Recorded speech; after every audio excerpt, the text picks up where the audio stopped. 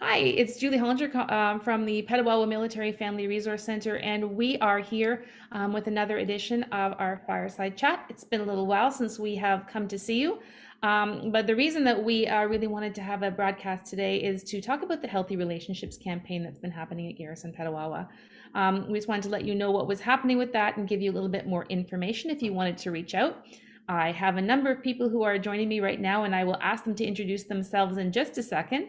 But what I wanted to point out before we start is that throughout this session, we're going to be talking about a number of resources that are available and sharing some email addresses and some links that you may want to check on afterwards. Please don't worry if you don't have a chance to grab that.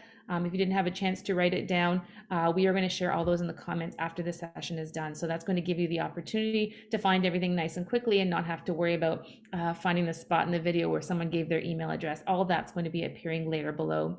Also, if you have any questions or anything that you would like to follow up with, add that in the comment section. We do track those comments for a long while after the fireside chat happens, so we would be able to get back to you. A lot of the issues that we're going to be talking about today might be a little bit personal. So if you are watching and you have a comment or if you have a question that you would like to share, but you're not really comfortable with doing that in a public forum, we totally understand. Please feel free to send us a direct message through the Facebook page, and we will make sure that it gets to the person that it was intended to go through. I'm just going to start and ask the folks on the call to introduce themselves. Let me know who they are, what they do, and a little bit more about their role before we kick off. Do you want to start, Chris Quigley? Sure. Good morning, everyone. I'm Chris Quigley, and I am the Family Transition Advisor with the Transition Center here at Garrison Petawawa. And I sit on the Family Violence Advisory team as a representative from the MFRC to support families when they are dealing with relationships that are not so healthy. Thank you. Jancy? Hi, I'm Jancy Brown. I'm with the Women's Sexual Assault Center of Renfrew County, and I'm also sitting on the Family FBAT team. Thank you. As a community member, and I support survivors of sexual violence, both historical and recent cases, and their families and anyone that supports them. Thank you. Nancy? Good morning or almost afternoon. I'm Nancy Sinclair. So I work at Base Mental Health. I'm a mental health clinician here in PET, and I'm also the chair of the FBAT. Claudia? I think everybody pretty much knows me by now, given the number of fireside chats we have done since COVID hit. So I am the executive director of the PMFRC. I also sit on the FBAT committee. It is a great collaboration of community resources. And I think, I just want to take a moment and to thank Jancy and Nancy for participating, because we often like to bring all of these resources and services together just to share with the families the supports that are available, and all they need to do is reach out. I say this a lot on the fireside chats. I think Julie also mimics that no door is the wrong door. So, if you have questions, concerns, then reach out to any number of those resources. We're very well connected, and we will put you in touch with the support service that you need for whatever situation you're going through. We are very lucky in this community to have so many community resources that partner with us and are willing to come and share their stories and share the services that we provide. So thank you all so much. Nancy, I'm going to start with you. You said that you are the chair of the FVAT committee.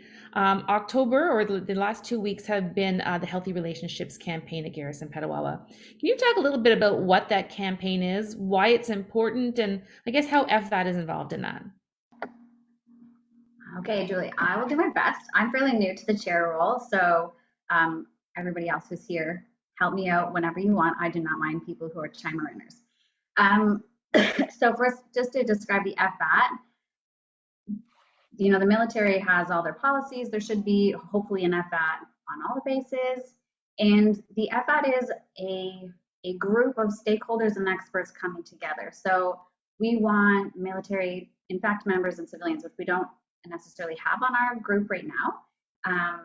But then any services that might be related to offering support and services to folks who are impacted by family violence. So that's members, family members. So that's why we have the MFRC, we have base mental health, we have chaplains, we have probation and parole, victim services. So all, and I know I'm missing some, and I didn't do it on purpose, and I'm sorry. But we do have all of these stakeholders coming together. We meet monthly. So that means that we're able to touch base in terms of like, what kind of trends are you noticing? Or what are you worried about? Or what's a complicated case? And, you know, is there something that I'm not offering to this person or this family that might be useful? Maybe that means the MFRC has some funds that can help someone make sure that there's food in their fridge while they navigate, you know, something complicated at home, or that someone from the local shelter saying, you know, there's bed space here, or it's Jancy saying we have a new program. You know what, we can support them virtually through our new journaling group, right? So there's so many different things that we gain by sitting together and sharing what it is that we're doing, what we're worried about, and what's next. Other pieces of things that we do are around health promotion. There's another one, PSP is sitting at the table. So this morning, for example, we had Michael Kaufman come in and do a talk, and I don't know if other folks saw it, but it was amazing. He was so personable and did such a beautiful job at like talking about what is family violence, looking at gender dynamics around that without really singling anyone out, but kind of saying like, we have to take accountability for what dynamics do exist and what can we do about it? What are the next steps? What are the actionable items? We had a good turnout. We had lots of questions and enthusiasm. And so that's something that the FAT gets to put their name on. That doesn't mean that I did all the work, to be very clear, but the FAT as a whole did come together to make sure that that went, you know, fairly smoothly. And we had people join from across Canada, I think. So that's maybe a little bit about FAT. Hopefully that gives some context. Now, the Healthy Relationships campaign, some folks might remember that not too long ago, like even a couple years ago, I would say, it was the Take a Stand campaign. Is that right, Chris? I'm saying the right words? I want to say, like, if for folks that are involved in conversations around allyship and social justice, there is a shift away from calling out, like calling people out on something versus calling people in. And I think that this shift towards the Healthy Relationships campaign mimics just that. We want people to come in and talk about a conversation. This isn't about finger pointing and saying you're bad and I'm good, or sweeping generalizations about any particular group of people, be that gender, race, sexuality, or otherwise, right? This is about what do we know? How do we do better together? So the Healthy Relationships campaign, if we're calling people in, it's less about what is wrong and bad and more about what do we want it to look like? What's the prevention piece? What are signs of health? And I think Chris will help us talk about this, but there's this, some folks are probably familiar with a spectrum, kind of like red to green from R to MR, Road to Mental Readiness. We have a really similar looking spectrum that's about healthy relationships, and it's great. And I think that that kind of is a really concrete way of articulating that what we're looking at is what does a healthy relationship look like versus what should you not do. I hope that answers some questions. I think I'm going to leave it there, Julie. It does. Chris, Nancy talked about some of the things that have been happening over the last 2 weeks during the Healthy Relationships campaign. But that healthy relationships theme is something that really sort of goes through the entire year. Can you talk about some of the other things that the FFAT committee does throughout the year to promote that healthy relationships discussion? Absolutely, Julie. One of the big pieces that the Family Violence Awareness Team is known for is their education and outreach. So if there is an event or an activity in the community, pre-COVID, of course, we were there live in person answering any questions that folks may have with regard to looking towards finding some supports for their relationship that might not be so healthy. People say, you know, they're dealing with some struggles in relationships, those pieces. We keep well informed as a team on what's happening at the local community level. So at the Women's Sexual Assault Center, at the MFRC, at the Bernadette McCann House, and particularly with PSP here at the Garrison. So they offer quite a few programs that members and some family members can take part in as well. Things like managing angry moments, stress to take charge, intercoms communication, and that you don't have to be a couple to do that intercom communication. You and I could not see eye to eye as neighbors, and that again is all a part of making a relationship more healthy. So we do our best to educate and advocate that there are resources out there for families or individuals who need that support, and you do not, as Claudia says, worry about knocking on the wrong door, because we will guide you to where you need to go. And I think Nancy touched on this earlier, that FVAT is something that happens at bases across Canada. So there is actually a national CAF Connection page, and there is a link there to healthy relationships. I'm going to share that in the comments section later.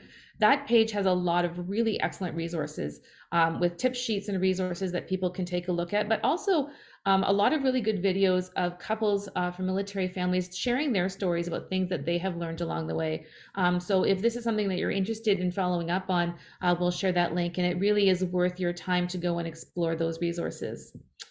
Chris, it has been a tough year for folks. Relationships, family relationships, coupled relationships, a lot of that really can take a toll with some of those stressors. And I think in the last 18 months, a lot of families have really seen that. How do those stressors affect family relationships, and what are the kinds of things that we can do to maybe safeguard our relationships? So folks need to remember, all relationships change regardless of where it starts, where it's going, and potentially where it'll end. And of course, throw a pandemic in on top of that, and partners being in each other's space and space for periods of time can cause concern for folks. And so if we look at it from the perspective of what Nancy talked about in the continuum, or the mental health continuum in Road to Mental Readiness, the Healthy Relationships campaign looks at that as well in terms of an intimate or a healthy relationship chart. So you're going from green, which your relationship is healthy, into red, where we consider the relationship being abusive. And in between there's orange and yellow. And oftentimes, as we all know, because when we're in a relationship, whose idea was it to put two different people with two totally different personalities together to try to make something work?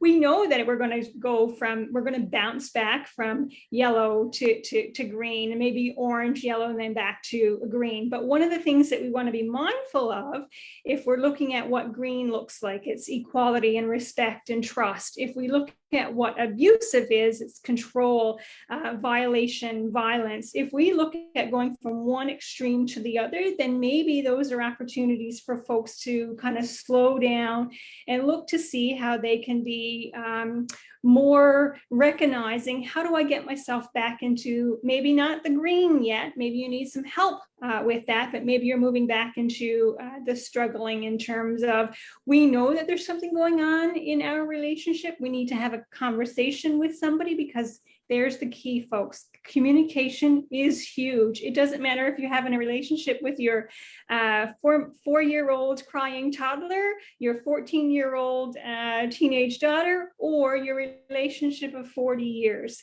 in terms of your partner.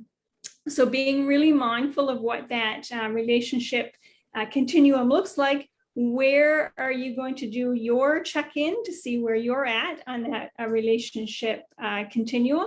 And if you want to have a really good examination of that, just head over onto the CAF Connections page. As Julie, you said, you're going to put the link in the below in the link here, and have a good read. There's lots of opportunity to read about it, but there's also lots of opportunity to take advantage of watching the new videos that came out on this campaign this year, where there are lots of messages from various different relationship connectors.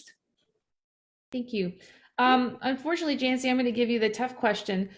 We talk about relationships and we talk about going from green to yellow, but there's a point sometimes when that relationship is going to the red, and there's somebody in the relationship who doesn't feel safe. What advice are you giving to, what advice can you give, what steps can you give to somebody who's in a relationship and who isn't feeling safe, and what would you recommend that they do? Thanks for that question. I think first of all is reach out to people in your sphere that you know that believe you and trust you, and that will support you. That is a key thing, just to make sure that you know you're not alone. And in the community, we have so many amazing resources that you can choose from what really fits for you, because everyone's journey is different. So, Bernadette McCann House has great a crisis line, has in-home supports if needed, it has outreach supports.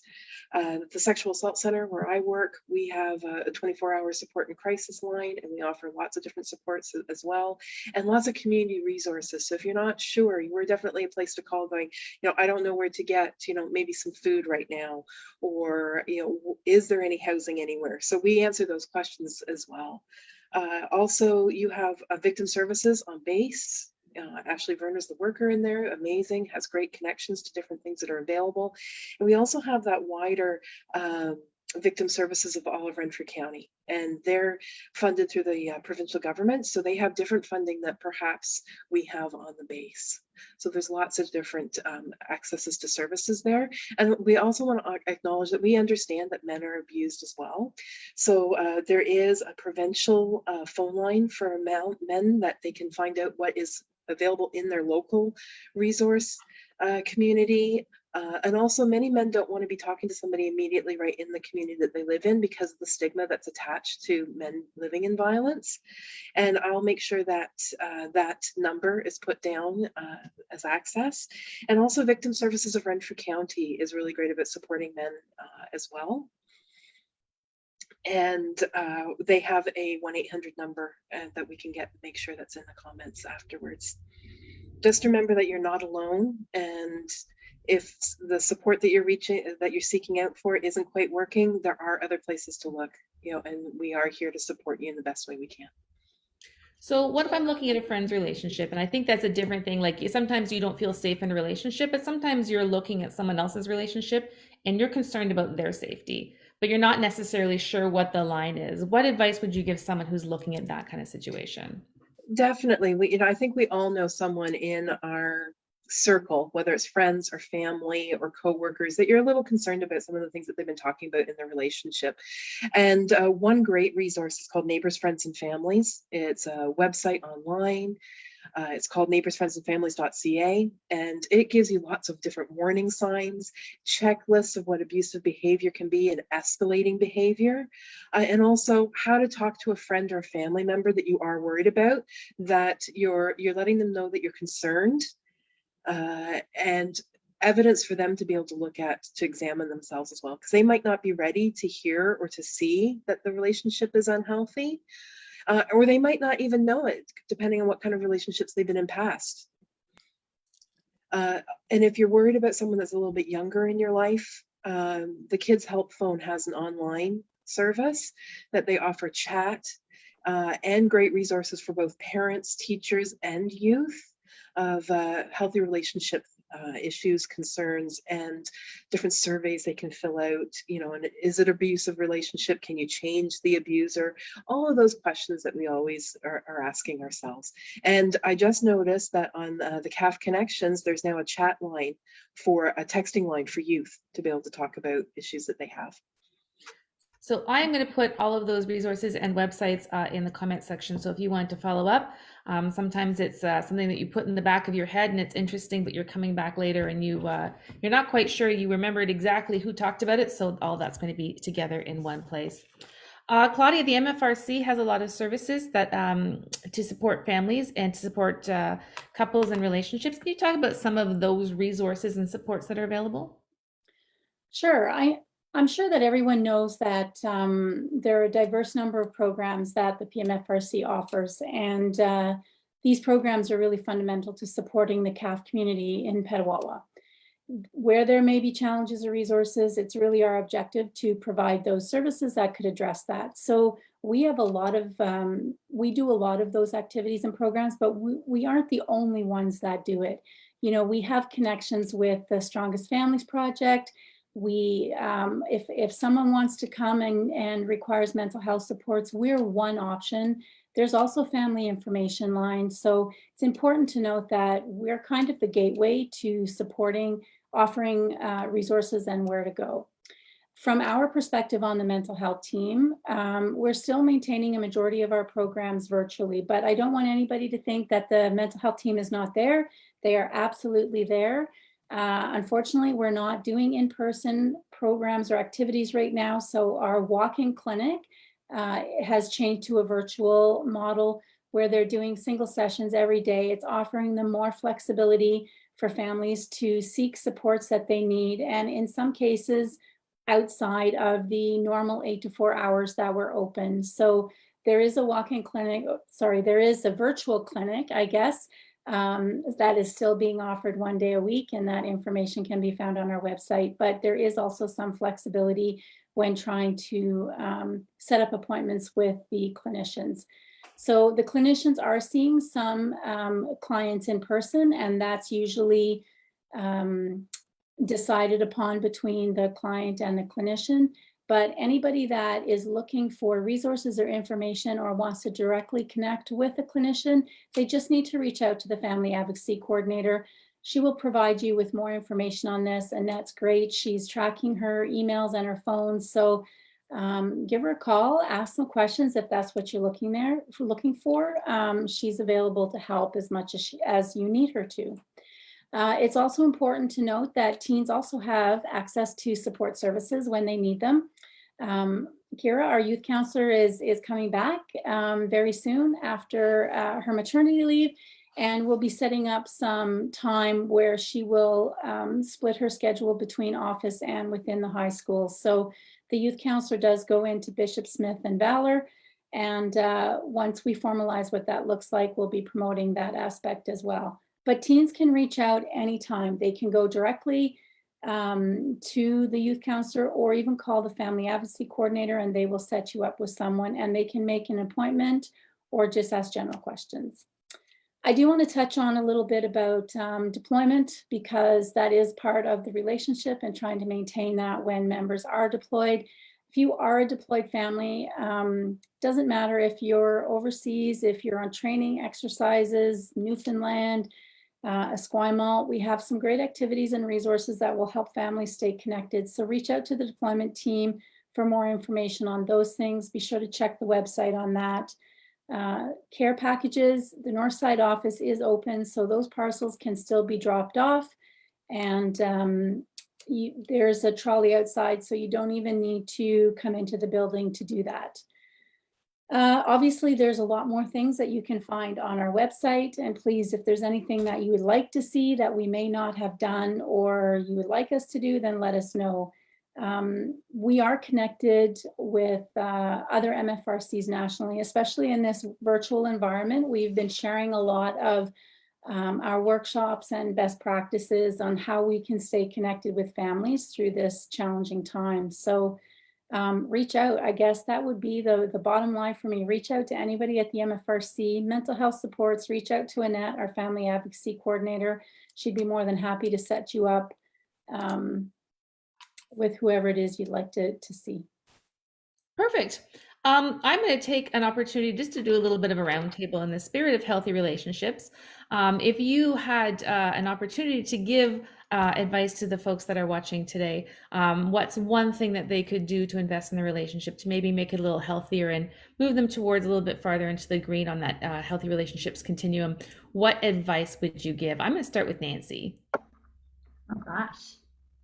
You know what, like just listening to everybody, relationships are so hard. Chris, I love you. And you're like, whose idea was it to put two different people in the same place? That's a great point. And then let's add to that, workplace stress and kids. Man, like they eat every day.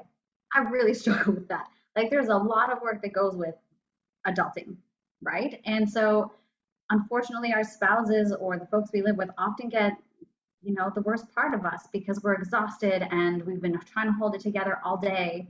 And so I guess I would try to track how I manage that stress, because that is shaping how I show up to my personal life. There's a great TED talk by the Nagoski sisters, a set of twins who do a talk on burnout.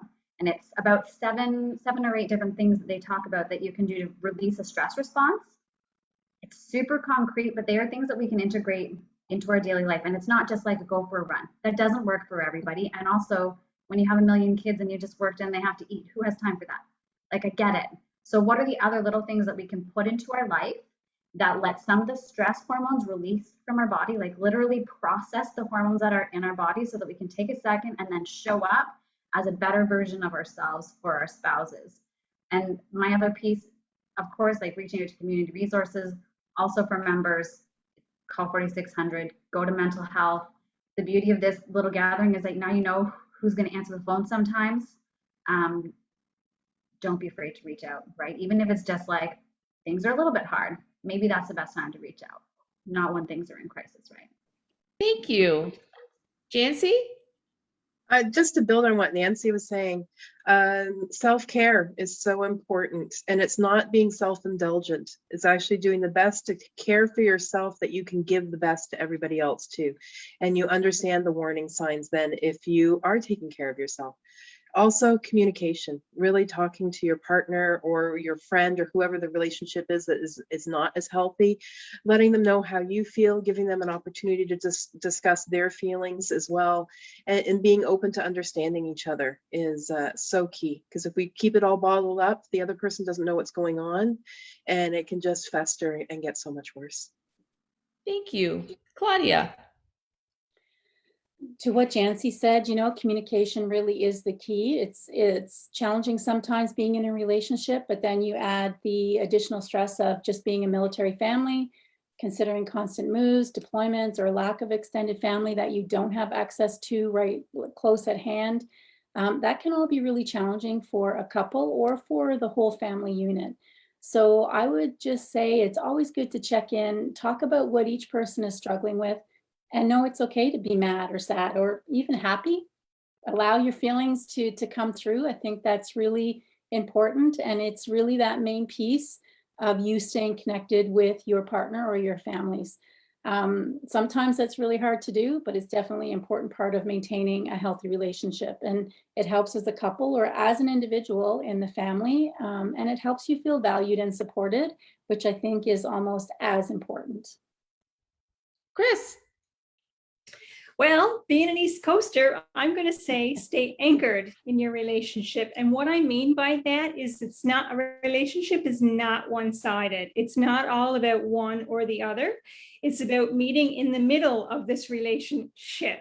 So be mindful of that. And if you're in a relationship and you've noticed that things have gotten dull or we're being taken for granted one side or the other, then maybe you need to take a step back and look at how you might be able to change that. And one of the really good books that I'd like to suggest for a date night, if anybody is familiar with what date nights are, and again, I'm going to remind you, don't forget to take your date night, is to look into the book, Your 5 Love Languages. And if you are able to identify what your relationship partner's love language is, you may then be able to communicate differently, anchor a little bit more easily, and come to realize what it is that your partner may or may not need outside of what you think they may or may not need. I am going to share a point that Dana Lawson shared last year on one of these calls. Sometimes when you're having a difficult conversation, you want to have a different conversation. The timing is important. So before you launch into one of those conversations, remember the halt. Are you hungry?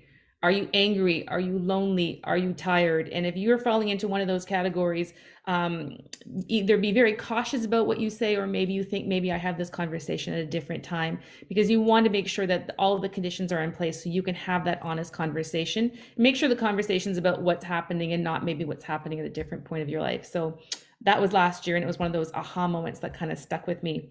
Before we leave, Claudia, you wanted to talk about an event that is happening tomorrow, and it's not too late to sign up.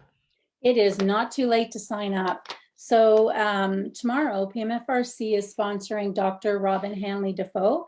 She is a scholar and speaker on resiliency and wellness. So the session starts at 9 o'clock. We're going to 12:30, and there's 3 focuses for the day.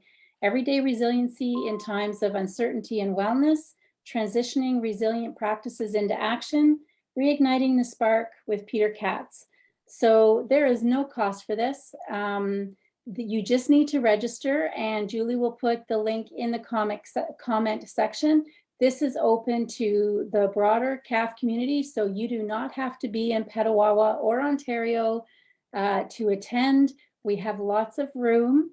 It will be virtual it'll be a lot of fun. We're really looking forward to it. I know some of myself and my team have already participated in some of Dr. Robin's talks, and she really is just brings energy to your day and to make you really think about what you can do for your own wellness. So really looking forward to it. If you haven't done so already and you have time, please sign up. We hope to see you there tomorrow morning at 9 o'clock. Thank you, everybody, for joining us. I really appreciate you coming here to talk about this very important topic. All of those links are going to be in the comment section by the end of the day. So if you're looking for them, they are going to be there, including the link to sign up for Dr. Robin. So have a wonderful day, and we will talk to you soon. Thank you.